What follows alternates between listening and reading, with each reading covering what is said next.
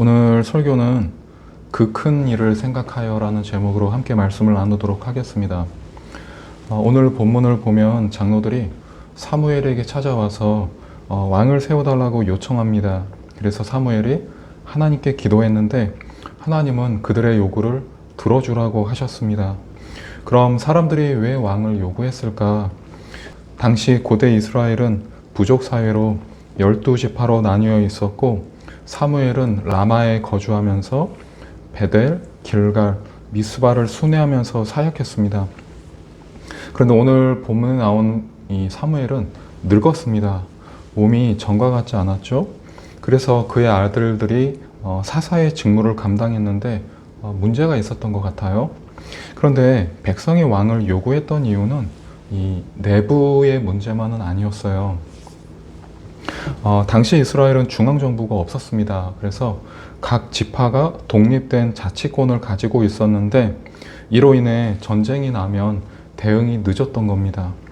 그런데 주변 국가들을 보니까 왕을 중심으로 나라가 움직이다가 보니 이 운영이 매끄러웠고 무엇보다 전쟁이 났을 때 왕의 강력한 리더십이 승패에 유리하게 작용한다고 판단했던 것입니다.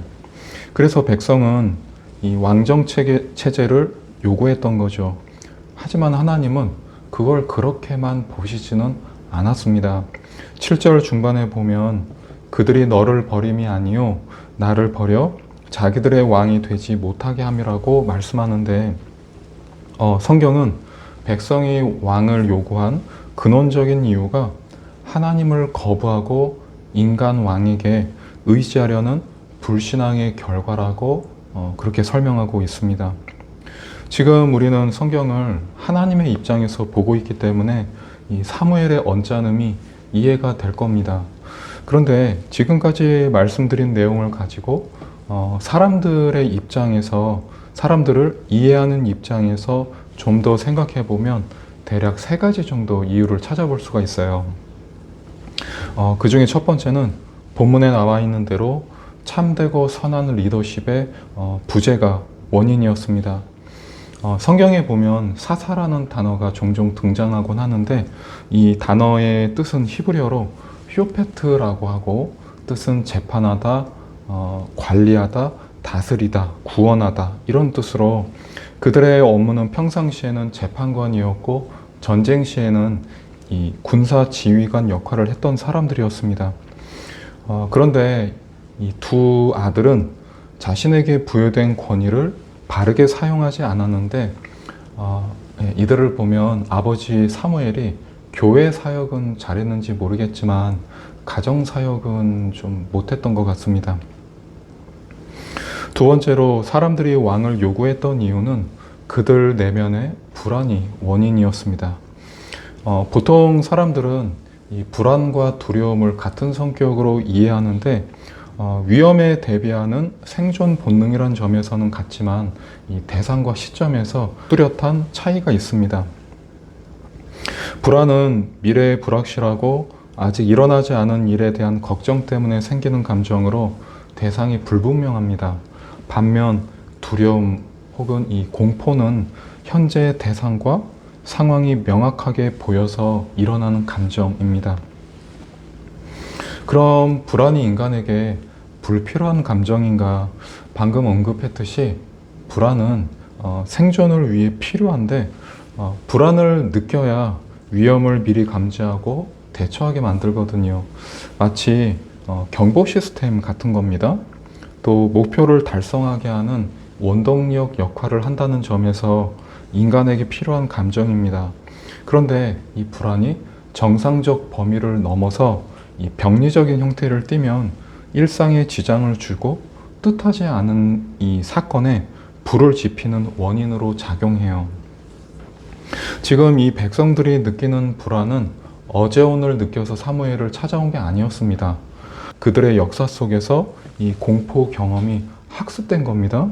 자, 8절을 보면 내가 그들을 애굽에서 인도하여 낸 날부터 오늘까지 그들이 모든 행사로 나를 버리고 다른 신들을 섬겼다고 말씀합니다. 다시 말해서 하나님을 등지게 만들어 버리는 이 불안 감정을 선조들에게 물려받은 겁니다. 그리고 부모들이 위기에 대응하는 자세를 자녀들이 보면서 자랐고 결과적으로 오늘의 그들을 만든 겁니다. 그러나 하나님은 미래에 관해서 선조 때도 그랬고 오늘 이 백성에게도 동일하게 요구하시는 바는 보지도 못했고 일어나지도 않은 미래 때문에 오늘을 불안과 긴장 속에 살지 않기를 바라신다는 겁니다. 하나님은 우리에게 너희의 미래는 내가 알아서 할 테니까 너는 오늘을 살라고 하셨거든요. 그러나 그들이 소유한 믿음은 미래에 알 수 없는 이 불안에게 받는 영향보다 약했습니다. 여러분, 우리가 불안해지면 일이 손에 잘 안 잡히기도 하고 또 잠도 잘 못 자고 또 불안지수가 올라가면 하루가 엉망이 되잖아요. 성경에도 이 마음의 불안이 가시적 문제로 번지는 경우를 심심치 않게 찾아볼 수 있는데 출애굽한 이스라엘 백성이 금송아지를 만들었던 이유는 불안해서 그랬던 겁니다. 또 다윗이 아기스 왕 앞에서 미친 채 한 것도 죽을까 봐 무서워서 미친 채 한 거죠. 또 열왕기상 12장에 보면 북이스라엘의 초대 왕이었던 이 여로보암은 백성들이 제사를 드리러 남유다의 예루살렘 성전으로 갔다가 마음이 변해서 자신을 죽일까 봐 불안해서 금송아지 우상을 만들었고 가짜 제사장을 세우는 중죄를 범하지 않습니까? 또 대선지자 엘리야도 이세벨이 죽이겠다고 하니까 멀리 도망가서 그곳에서 하나님께 자신을 데려가 달라고, 자신을 죽여달라고, 생명을 거두어 달라고 기도하지 않습니까? 이처럼 헌신된 사람조차 무너지게 만드는 게 불안입니다. 다른 사람 볼 것 없이요. 불안은 우리로 하여금 잘못된 선택을 하도록 부추기기도 하고 예민해져서 사람들하고 별거 아닌 일로 싸우기도 하고 짜증도 내고 이로 인해서 뜻하지 않게 관계에 어려움이 찾아오는 경우가 있습니다. 뿐만 아니라 불안이 커지면 기도 생활에도 적신호가 켜집니다.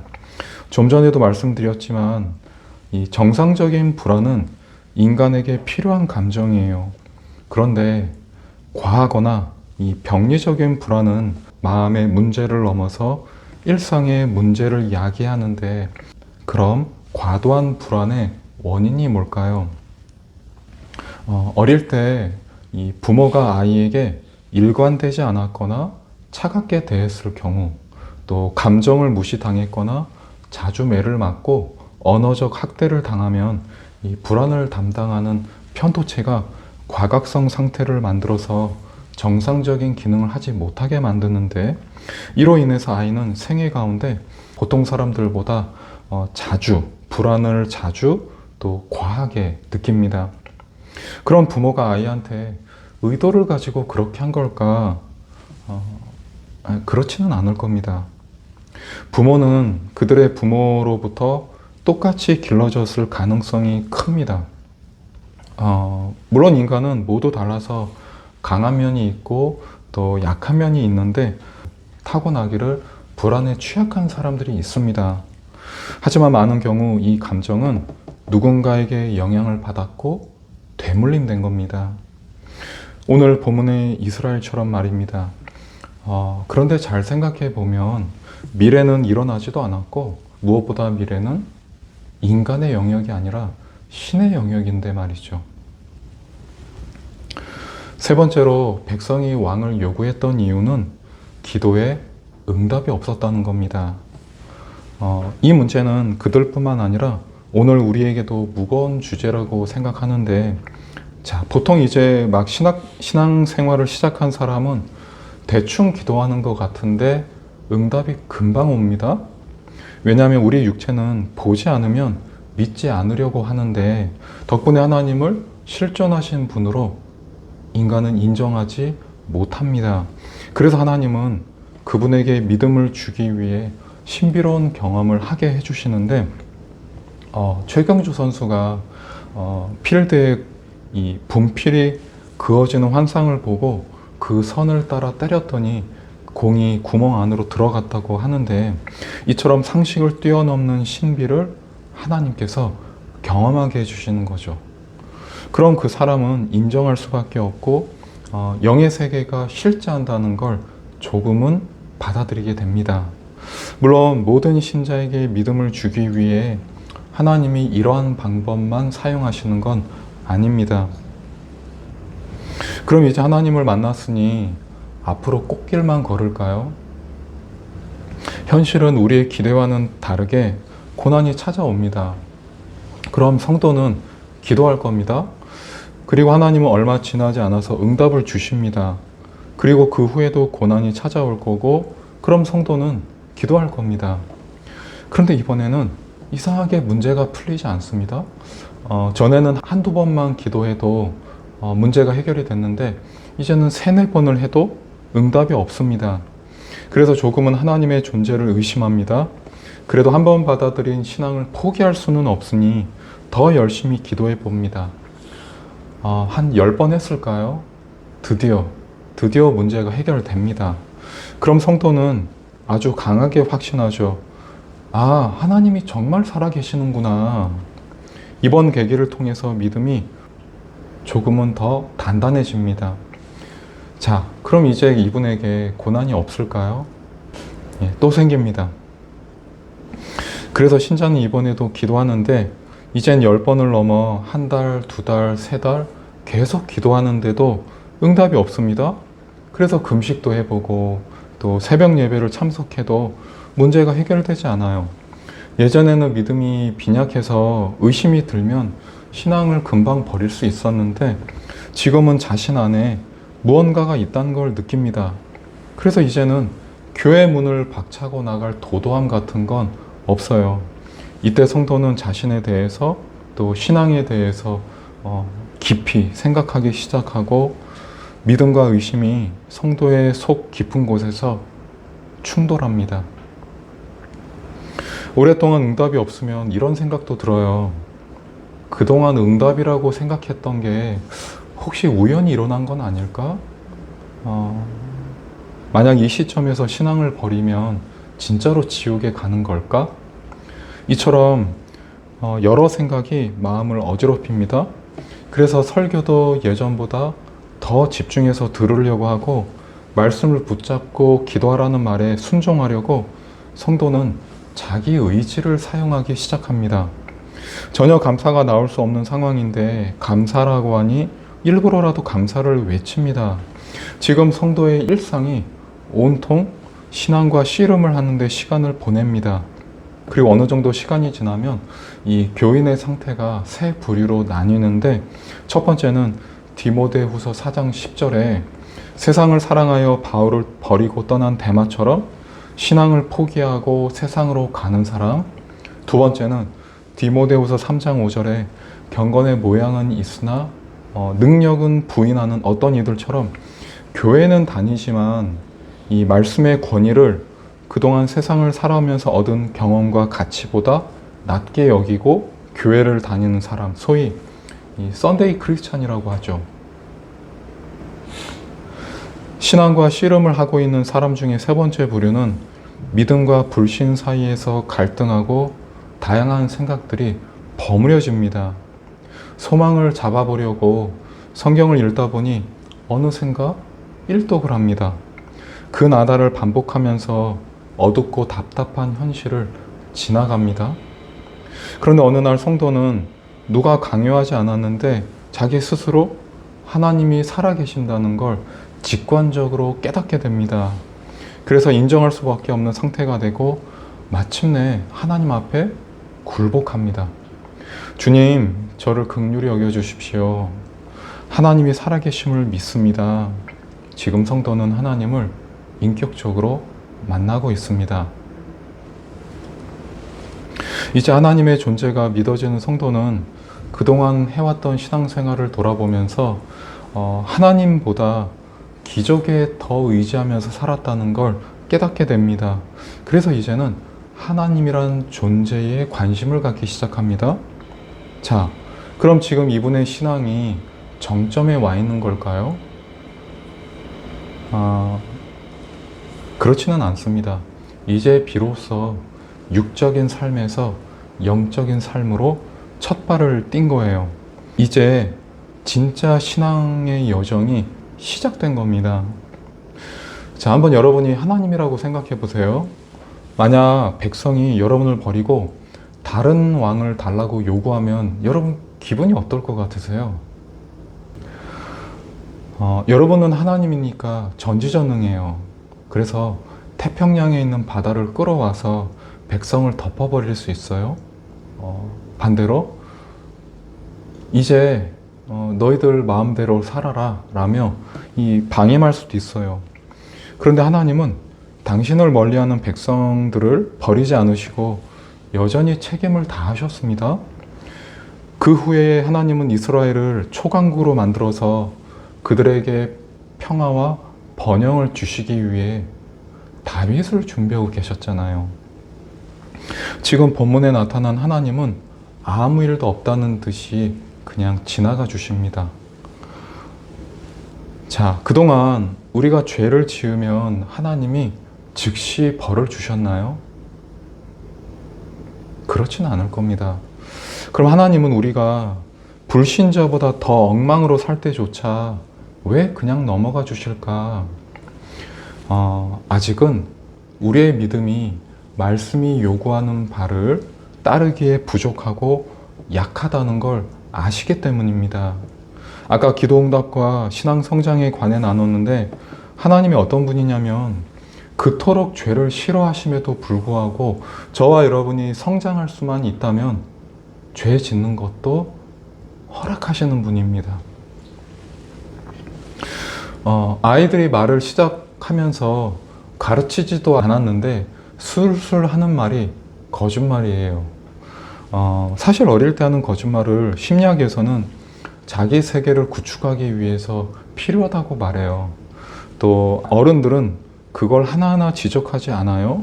왜냐하면 어른이 되기 위한 과정이라는 걸 알기 때문입니다.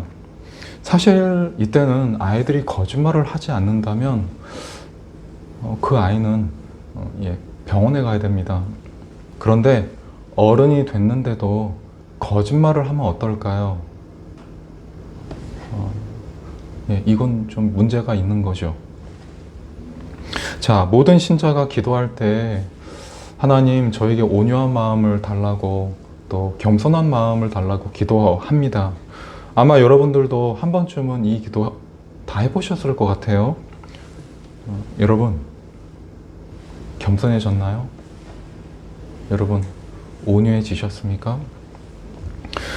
민수기 12장에 보면 모세는 온유함이 지면의 모든 사람보다 더하다고 말씀하는데, 자, 이 온유함을 기도해서 받은 걸까요?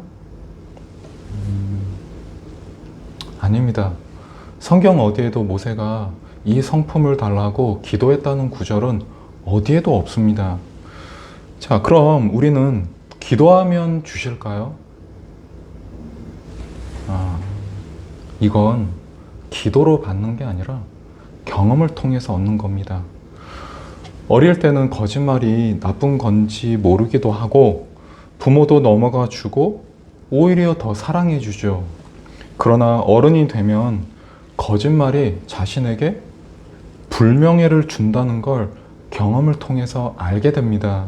그래서 스스로 거짓말에 제동을 걸죠. 또 성장하면 성내고 혈기 부리는 게 자신과 상대에게 얼마나 큰 고통을 주는지를 경험을 통해서 배웁니다. 그래서 하지 않으려고 참죠. 이 겸손함과 온유함은 너 이 정도밖에 안 되는 인간이었어? 너 이 정도밖에 안 되는 인간이었어? 자신에게 수백 번 실망하고 통렬한 자기 반성과 자기에 대해서 신랄하게 환멸을 느낄 때 이 겸손과 온유한 마음이 생기는 겁니다. 이렇게 신자는 성화되는 거죠. 그 외에도 하나님이 우리를 만드실 때 시간이라는 공간과 시간의 흐름 속에서 수많은 사건을 경험하게 하시는데 그 중에는 성공과 기쁨도 있지만 후회, 실패, 탄식, 이처럼 우리가 마주하고 싶지 않은 것도 경험하게 하셔서 결국 그 모든 걸 합하여 우리를 만드시고 성장시키시는 겁니다. 여러분, 우리는 다 실수합니다. 또 죄도 짓습니다. 사실 어떤 분이 이 죄 때문에 죄책감을 갖는다면 그분에게 하나님을 따르고자 하는 거룩한 열망이 있다는 증거일 겁니다. 여러분, 현재의 우리는 신앙이 완성된 사람이 아니라 과정에 있는 사람들입니다. 죄 지을 수 있죠. 회개하면 됩니다. 하지만 회개를 통해서 깨끗해지는 걸로 끝나면 안 됩니다. 그것을 우리가 성장하기 위해 활용해야 됩니다. 회개를 성장의 발판으로 삼아야 된다는 겁니다. 어린아이의 말 한마디에 예수를 부인했던 이 베드로처럼 하나님은 저와 여러분이 얼마나 연약한지 아십니다. 오늘 인간 왕을 요구했던 백성들은 하나님의 생각이 아니라 자기 생각을 선택한 나머지 일어난 불충의 결과였지만 하나님은 그들을 이해해 주셨습니다. 그래서 그들의 뜻을 들어주셨죠. 그러나 그들뿐만 아니라 우리도 불충에 대해 하나님으로부터 이해받는 걸로 끝나면 안 됩니다. 어제와 오늘의 우리의 신앙이, 우리의 모습이 달라야 된다는 겁니다. 무엇보다 내 기도에 하나님이 침묵하시는 게 아니고 들으시고 우리를 가장 좋은 길로 인도하고 계심을 믿어야 됩니다. 사랑하는 여러분, 어제는 지나갔습니다. 과거는 후회한들 바꿀 수가 없어요. 지나간 거에 마음을 빼앗기지 마시고 하루를 돌아보면서 하나님, 오늘은 제가 이렇게밖에 못 살았는데 내일은 다르게 살아보겠습니다. 오늘 가지 못한 한 걸음, 내일은 2걸음 걸어가겠습니다. 아버지, 저에게 힘과 지혜를 주십시오. 이렇게 기도하시고 아침에 일어나면 오늘이라는 기회를 주신 하나님께 감사하면서 힘있게 사십시오. 사랑하는 힐링교회 성도 여러분, 과거는 오늘 우리가 성장하는 데 필요한 것만 취하시고 나머지는 흘려보내세요. 또 일어나지도 않은 미래 때문에 걱정하지 말고 오늘을 사십시오. 때를 따라 돕는 하나님의 은혜가 우리와 함께 하십니다. 여러분 힘내시고 이번 한 주도 주 안에서 승리하시기 바랍니다. 주님의 이름으로 여러분을 축복합니다.